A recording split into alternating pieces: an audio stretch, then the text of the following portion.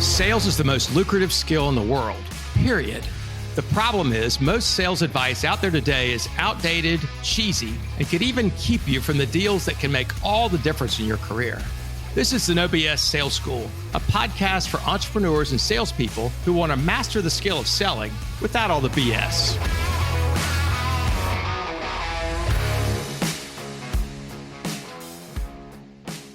Man, I had a rough coaching call today. One of my clients called, he's in the commercial real estate business, and he was really distraught. He put a deal under contract about 6 months ago, which is about when he hired me.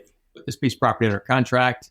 And he said, if this deal closes, I'll make about $125,000, which is, about what he's made in years past, but he had other things too. So he's probably going to, if this closed, he'd make a little over $200,000. Very excited about it. Like I said, this deal's worth about 125 to him. And he's been spending a lot of time on this deal, working it and talking to people and making sure it's going to go forward. As we call it, rocking on the porch.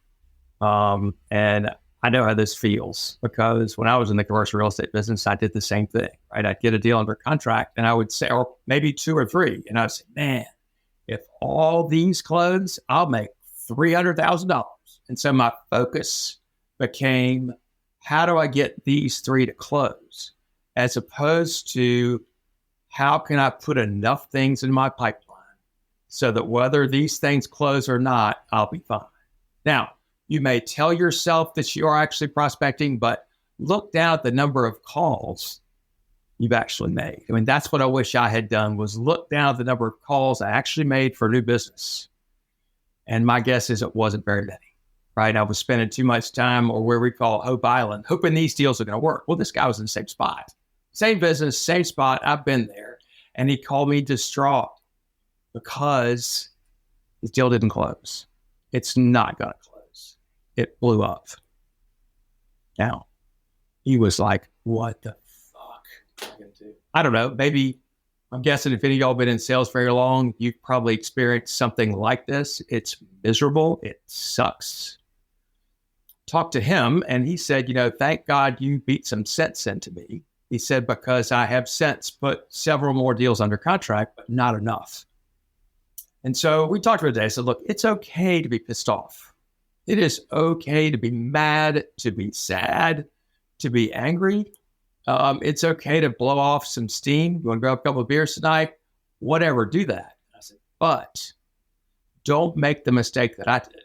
The mistake that I made was I got really, really mad at all the wrong people, right? Should have been mad at myself for having not a bigger pipeline. I said, but I had a pity party for myself for 3 months. So not only did I lose that deal, I lost the other ones I should have been working on up till then. And then I lost any other ones I should have been working on the next 3 months. It probably cost me twice that much money to have that little pity party. And so what we talked to my client about was, all right, take a deep breath. Let's look at the other things that you have. And I said, one of the rules we talk about here all the time is I want you to pay attention to how hard you're pressing the gas pedal, not so hard to the speedometer. Pay attention to how hard you're prospecting, bringing new business in the door. Keep working at that. Don't worry about what the speedometer says, right? Because we can kid ourselves. If only half these things close, I'll be blah, blah, blah, blah, President's Club, blah, blah, blah, whatever the hell that is. Here's the problem, right? All of a sudden, you're increasing your chances of that shit going down the tubes. Always be prospecting for new business. When you lose one, it's easy to say, I'll move on. Have a pity party. Have a 2-minute pity party. Have a 2-hour pity party. Go have drinks, blow it off. But the next day, get your ass up. It's over. Start over. Move again. Managing your head between sales is the hardest thing you'll deal with in the business. It's the hardest thing. Managing your head between sales. You're no better than you were when you closed your last deal, and no worse than when you lost your last deal. Keep doing behavior. Keep prospecting for new business. Keep disqualifying those deals that aren't ready to close. Chasing shit that's not going to close is a waste of time. Be honest with yourself about those things. If you're not sure it's ready, discount it. Move on. Walker McKay with No BS Sales. Have a 2-minute funeral. Have a 2-hour pity party. And then get your ass back to work. Thanks for listening to the No BS Sales School podcast.